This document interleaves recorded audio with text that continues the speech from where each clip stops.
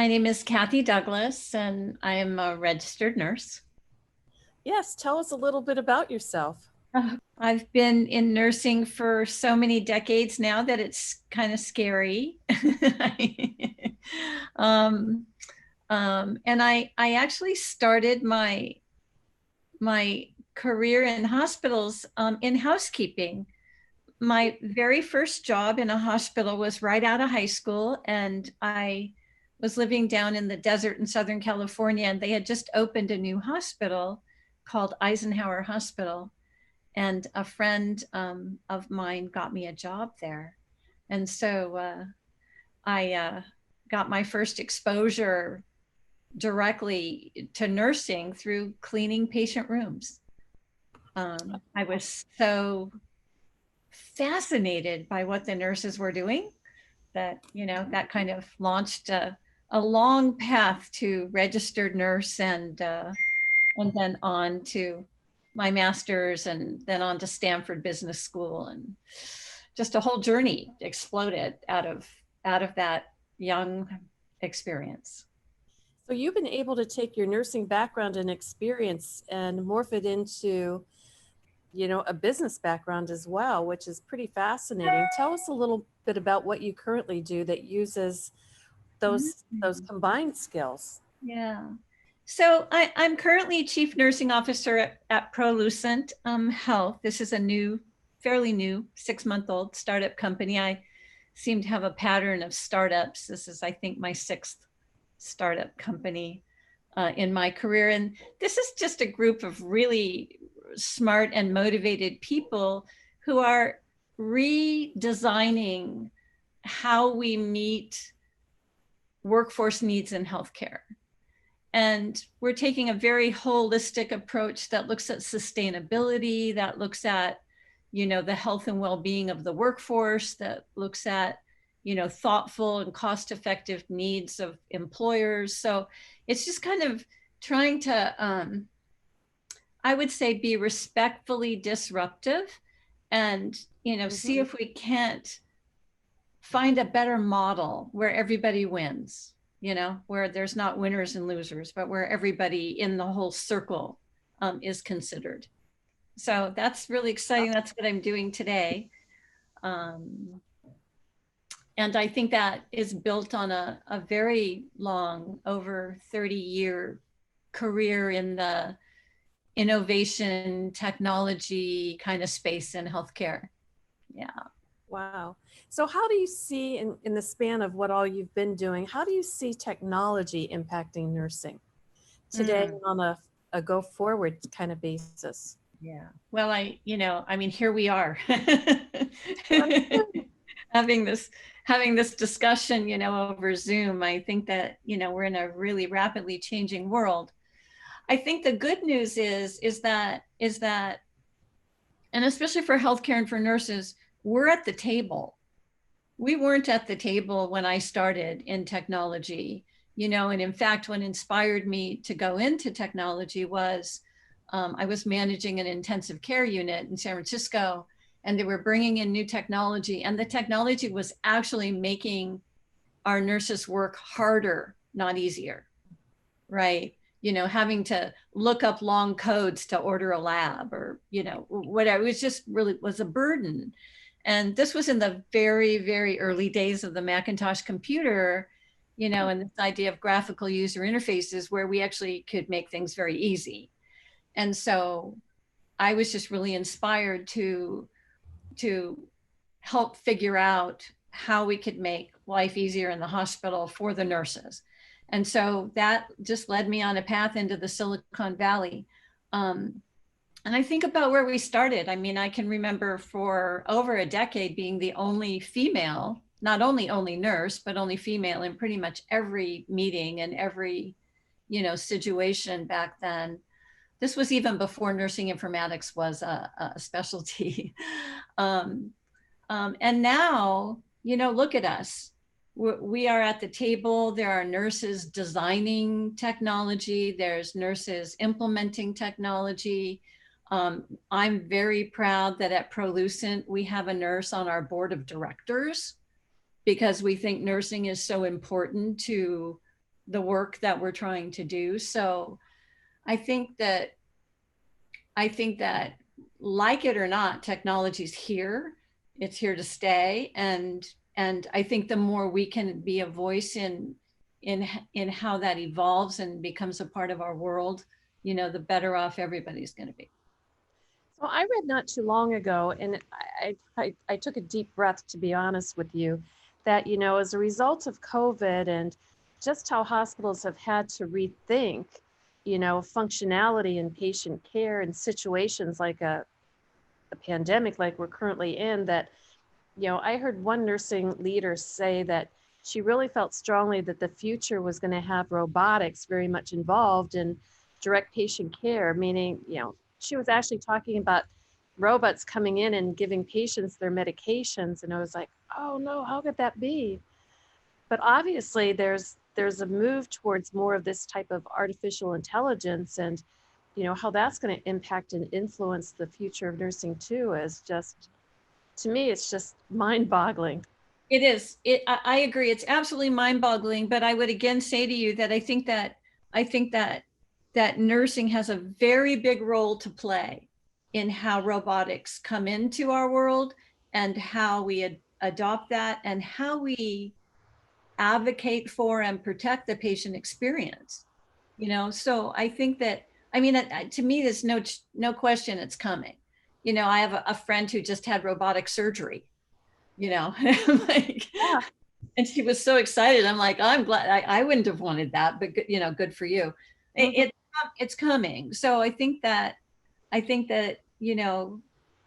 how we're going to make sure that we integrate it in a way that's meaningful is to make sure that we take the time to educate ourselves, understand it, and become a part of how this evolves. No, I totally agree with you. Well, on a different note and topic, I know you and I have spoken in the past, but I know that you have traveled and worked internationally. Share with our audience a little bit about what that experience was like, and what you learned, and what you gained, and what you think if you made a difference, or did it change you more than you feel that you made a difference? I mean, they're hard questions to ask, but I think they're valid.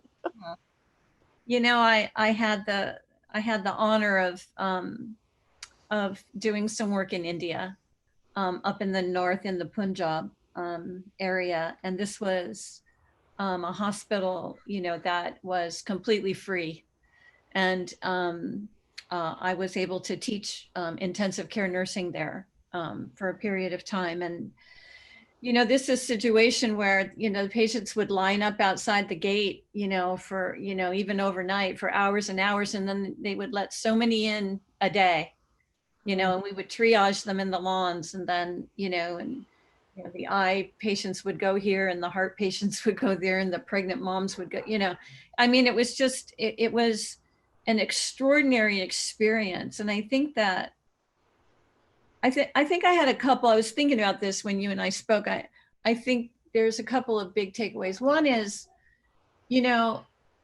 I at the time was managing an ICU in San Francisco in a pretty kind of hardcore union environment, and the the group had not, not too long before that, there had been a strike, and so there was just a lot of intense energy, I would say. And I went to India and I felt so appreciated.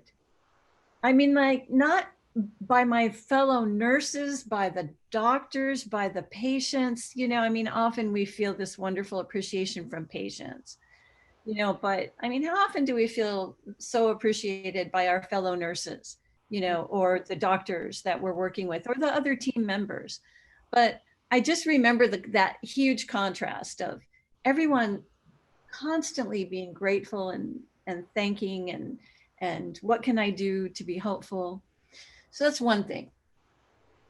I think that the other thing is, that we really have to honor the culture we're in. And I did notice there were a couple of other volunteers there at the same time I was, and some of them were really, really pushing for kind of the way we do it in America.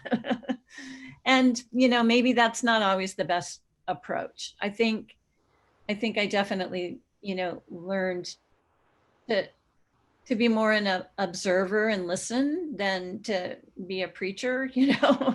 This is the way you should do it. So I learned all kinds of things. And then I think the final thing I would say about that is there was a real contrast to how much time we spent in America charting and documenting everything we were doing. And they didn't have that burden. It's not that they didn't document key things, but it was so much less. And so they could spend so much more time with the patients. And I found that really interesting. Oh, that's fascinating. So where exactly in Punjab were you? I was in a little town called Beas. Hmm. It's just about an hour south of Amritsar, Mm-hmm. out in the country. Kind of, I hear today it's quite really grown, but back in those days, there wasn't much around there. It was kind of out in a. It's really very agricultural up there, a lot like kind of the Central Valley of California. Lots of agriculture. Um, Everybody busy, even grandmas, busy in the fields, or it just seems like everyone had a role. Everyone was very participating in Mm-hmm. in life there. So it was fascinating. Yeah. I know when I was there, I mean, I was in a different area. I was in Dharamsala. Oh. I worked in an Agawati, which is kind of like a preschool, childcare set up for young children. And it was part of a government program. And so young moms could drop their children off if they were between the ages of pretty much infants all the way to 4 years old. And they would have a free meal. And it was their one free meal, a day that they could get. So it was really a way to feed these hungry children. And Dharmasala too it's a farming community. Basically, they were herders in that area because it's in the Himalayan mountains. And I mean, we had, the children were just absolutely just beautiful and so delightful to be with. And my job was to really assess and evaluate, where they were year over year by checking their ears, their eyes, and weighing them with stones. And it was just really fascinating. Before you know it, I had a lineup of their mothers wanting to see an American nurse because Right. no access to health care. Right. That's right. So it was really, really interesting. And then the other part of the time I worked in the local private hospital, and I was I was technically what they considered an OR assistant, but I couldn't really assist. So I was basically there to hold patient hands and just to be a support for the patients, post-operatively. And it too, I learned so much about grace and humility, and there's just such a spirituality to so many of these people. It's hard to really describe and wrap your head around, but it really was one of the most life-changing spiritual events of my life, and it really did change me, and the people just so touched me. I mean, it's just. Oh, that's so beautiful. I had the same, thank you for sharing those words and, and expressing it that way. It, it really did touch my life in very, very deep ways. And I think I, Mhm. and I still feel that today. I remember, teaching, I taught a class in CPR, and they had a Recessi Annie there, but they never took it out of the box because they didn't want to ruin it. So, I got him to take it out of the box, and the cardiologist there actually was trained at Stanford University, and him and I got along, so he let me do things that he wouldn't let other people do. But I remember one of our nursing students resuscitated a patient who had had a heart attack out in the lawn area, and I was like congratulating her. And it was interesting because there were two ways people were feeling about that. This is a society that believes in reincarnation, Mhm. a society that, did she do the right thing or wrong thing to intervene with God's will?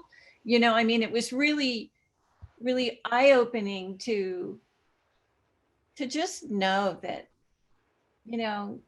what we do is complex, Mhm. and how people feel about it is complex. And you Yeah. know, had to let them work through their own decisions and their own ethics around Mm-hmm. things like resuscitating people. Wow, I'd never thought of it that way, but you're absolutely right. Yeah.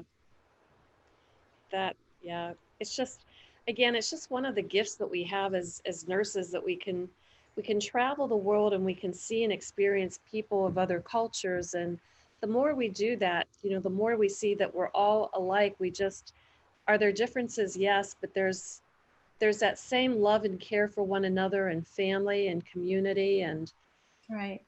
and respect. It just really, it just changes anybody's mindset. And I just really think that more nurses would learn and benefit, from having those opportunities to just have those international experiences anywhere in the world, where you work with a different culture and a different group of peoples, and you come back and you can really understand and better apply so many of the principles that we learn as nurses in nursing school, but you see them from a different perspective when you come back.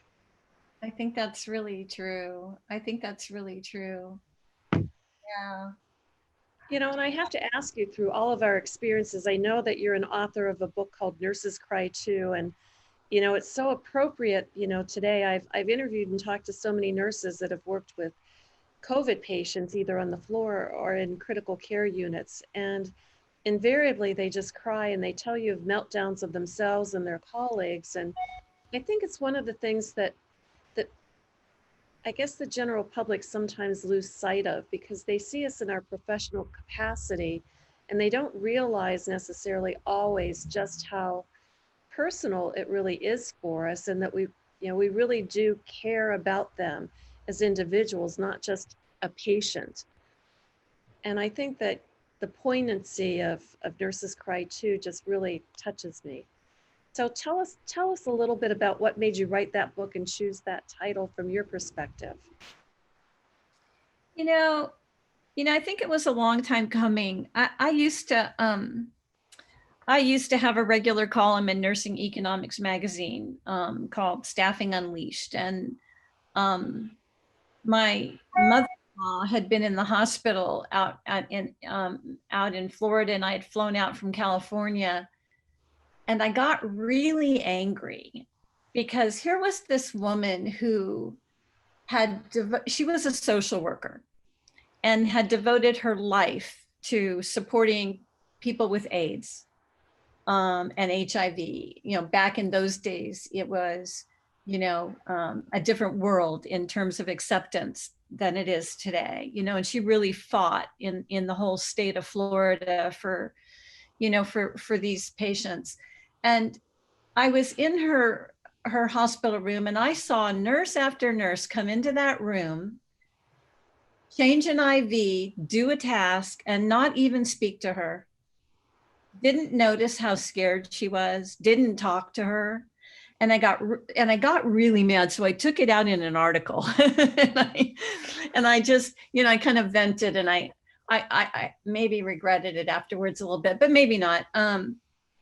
And I just wrote this article, and I said, if your caring's gone, leave the profession. What are you doing here?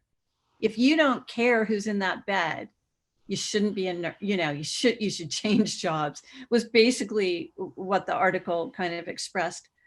And in all of my publishing that article, I got emails and letters from all over the world. And the one there were many that really, really touched me, but this one that I read was from these nurses in Australia. And they said that they were working in pediatric ICU and that they had lost 3 patients in a row, like boom, boom, boom. And she was saying, and guess what our managers did? And I said, what? It's like, they gave us our next assignment. Now, if you've ever worked in pediatric ICU, you know that a lot of those kids are there a long time, and you really get to know them, and you really get to know their families. And it's hard. And these nurses were saying, we self-protect.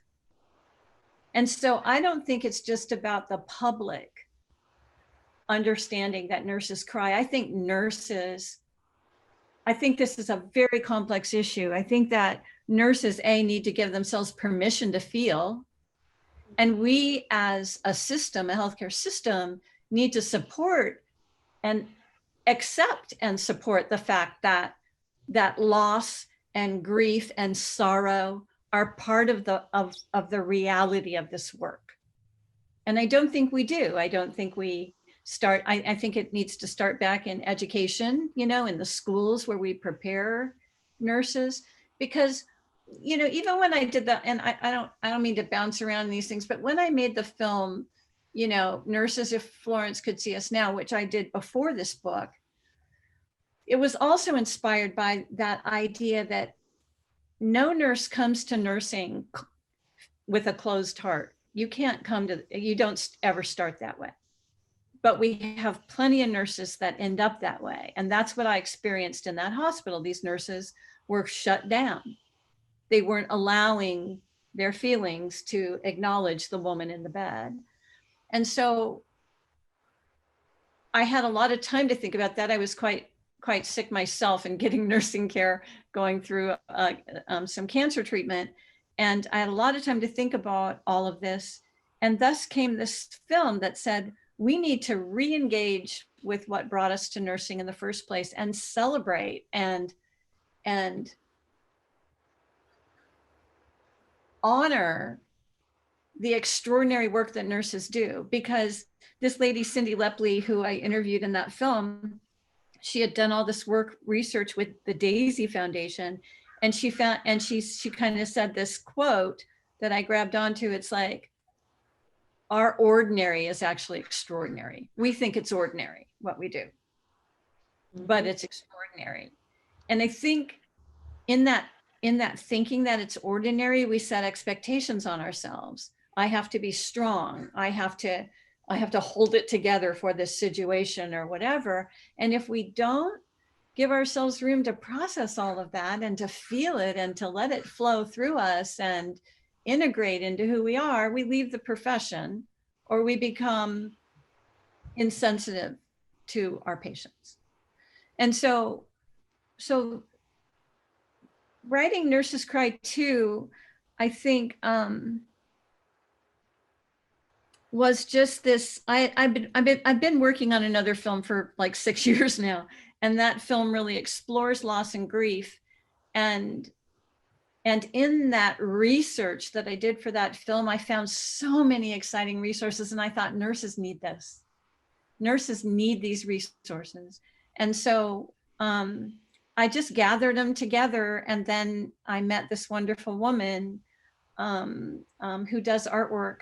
And we did this collaboration to try and bring something like a tool. It's really meant to be a resource. It's not academic, it's not, it's meant to be inspirational and a resource. So if you're having a rough day or you've had a rough shift, you could just open to any page, and read something, and it might help reset you, or it might help bring some balance to what you're feeling or doing.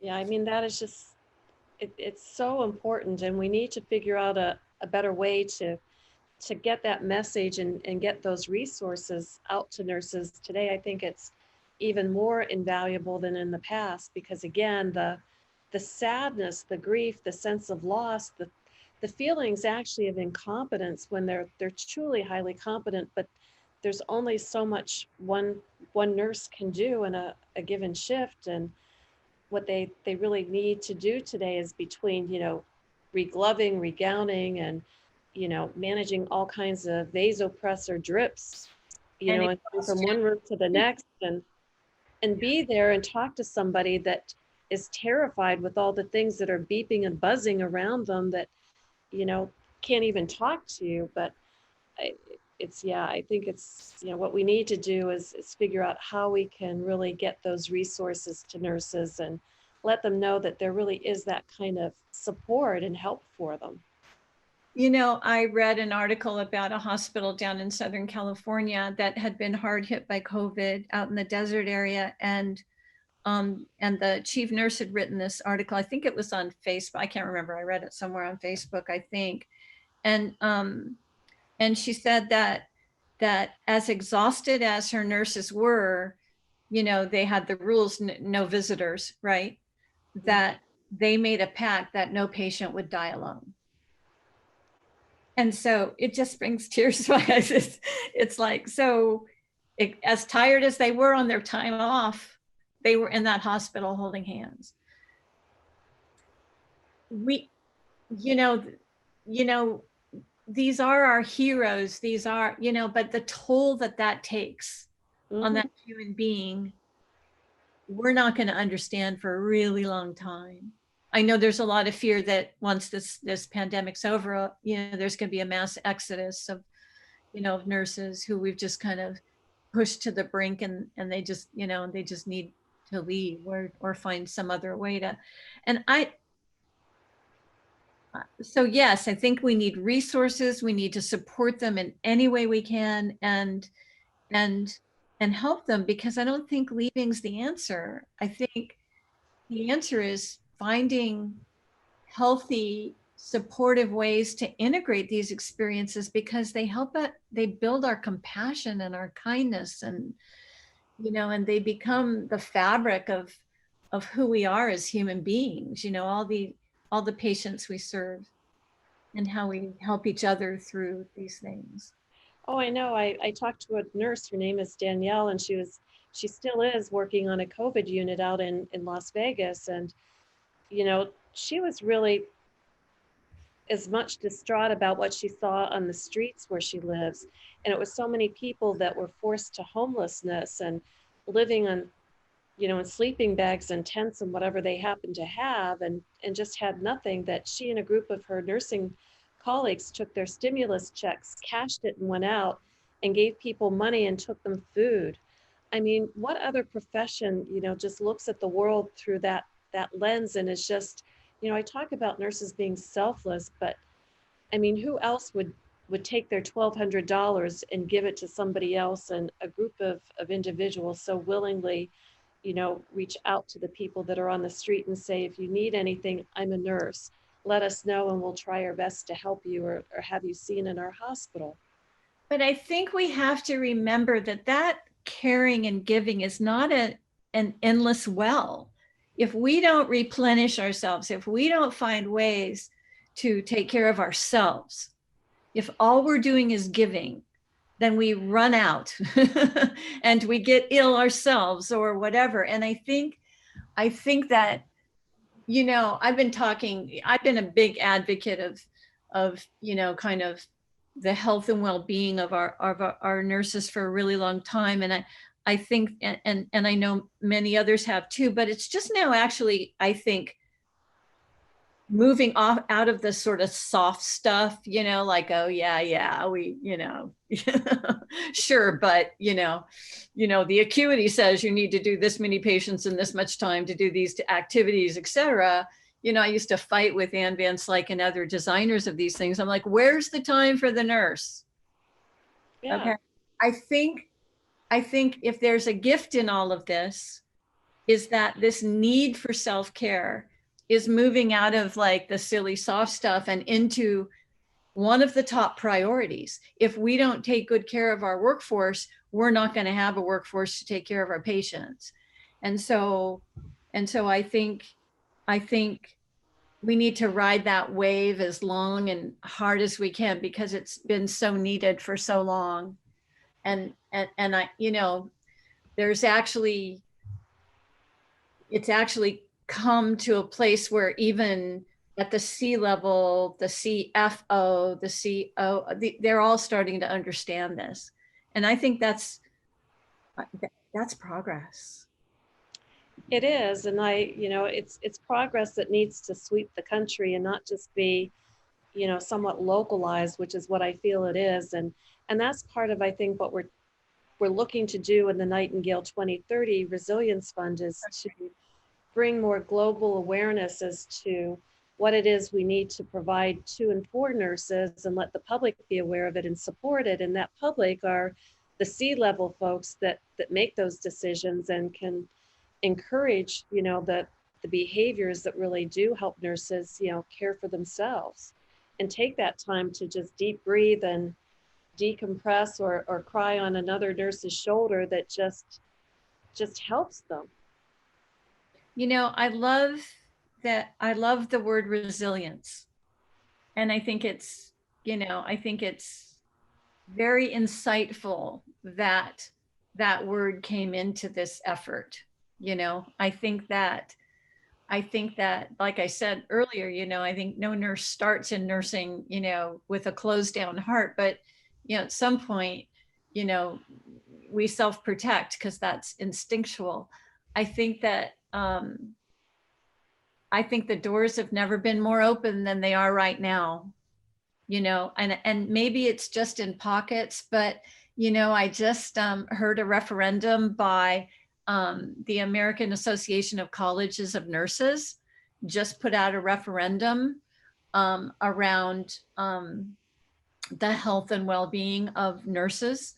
And it's, you know, it's the fact that the academics are starting to embrace this as something that they are acknowledging needs to be addressed, even in the schools. I don't know. I think progress is happening, and I'm very pleased about that. Um, and I think we have to. It can't just be others taking care of us, though, because ultimately it's it's every individual's responsibility to self-care. Yes. Yeah. We can create situations to support it, but I think we're going to keep a lot more very talented people in the nursing profession because they're leaving quickly. Oh, there's not good news in the longevity of, you know, graduate and within 2 years, I can't remember the number, but there's not a small amount who are leaving nursing after the first couple of years. That doesn't have to happen. I don't think we can have a big impact and make that better if we pay, if we teach, support, and embrace self-care. I agree wholeheartedly. I really do. We're on the same page. Yes. Yeah. Yeah. So, what would you say to somebody that is contemplating a career and they're thinking about nursing, but I hear too often because I have a young person that's from another country that currently lives with me, and she has all the attributes that would make her a wonderful nurse. And she looks at me and said, "Oh, Mom, I can't do that. I can't stand blood and guts." And I try to tell her that nursing isn't blood and guts. It's a whole lot more. So what do you say to people that are considering nursing? And what kind of things should they internally look and think about and assess and evaluate about themselves? Yeah. I think that that's a great question. You know, I can't imagine any other career that has as many opportunities as nursing. And I didn't know that when I started nursing, and I don't know if you knew it either, but you know, when I started nursing, I thought you were going to go work on a floor, was it med surg or ICU or where you were going to specialize, and that was going to be a nurse. I was aware that you could pretty much work anywhere because that skill, you know, you want to work in any country, in any city. I mean, you know, the jobs are there, but you know, I had no idea all of the things that nurses do. Now, I will say to your daughter that you can't avoid the blood and guts because you got to get through nursing school. So, right. So there is a little bit of that, you know, you kind of have to tough it through.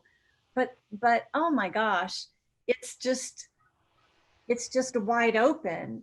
I I feel like what a nursing education gave me was, quite honestly, I kind of drill it down to the nursing process. And if you think about the nursing process, if you look at any, you know, I went to Stanford Business School, and every business book, I must have read 100 books in business during that time. If you drilled it down to its essence, to me, it was the nursing process. Mm-hmm. It's like we get these skills that are so applicable to anything. People said, "How did you know how to? Did you go to film school?" I'm like, "No, you know, I'm a nurse, so I have guts, you know, like you see something, it needs your attention, you go take care of it. So that's one. But two, I understand the nursing process. So I know how to evaluate something. I know how to really integrate what I've seen into my actions. I know how to, based on what I'm doing, reevaluate and go through kind of a continual learning and assessing process. Mm-hmm. And that to me makes us great CEOs. It makes us great leaders. It makes us really deep thinkers. So whether you want to, I'm just looking at my design software, right? You know, write, you know, be a writer, be a filmmaker, you know, work in pharmaceutical companies, work in research, work in education. I mean, where do you want to go? What do you want to do? It's wide open. I'm with you. I think it's the best career path anybody can choose because you literally can choose your own path because really you can create whatever direction you want to move in and do it.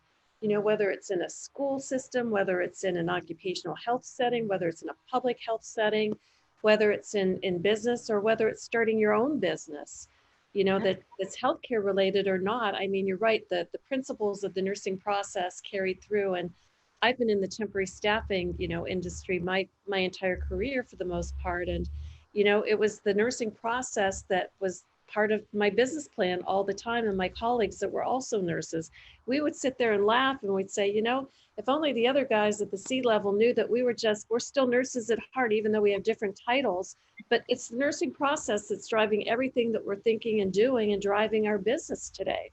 Isn't that amazing? It is. It is, and it is. You can do anything. You don't have to. And if direct patient care isn't for you, I mean, I know nurses who have started, you know, health centers. Mm-hmm. I know nurses who are, you know, working in just, I don't know, in every aspect of life, you know, running businesses. You know, look at all the nurse entrepreneurs. If you look, even I mentioned my friend Ann in Acuity, you know, some of the early nurse entrepreneurs were nurses who in that time at school, or if you kind of got to get through the patient care stuff, you know, to finish and to get your nursing degree, who saw things they wanted to invent and fix and change. Yeah. You know?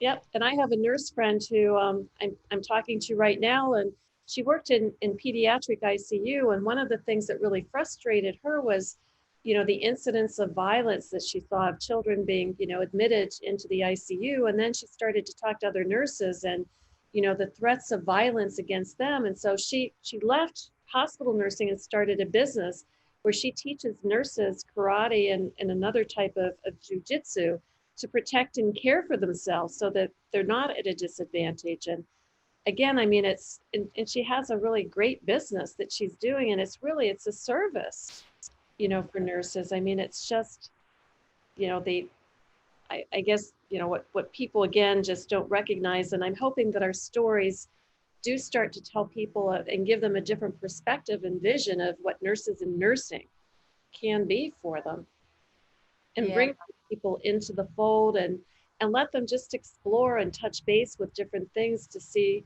where their calling, you know, changes into a passion, and then just follow that dream and do it because you can.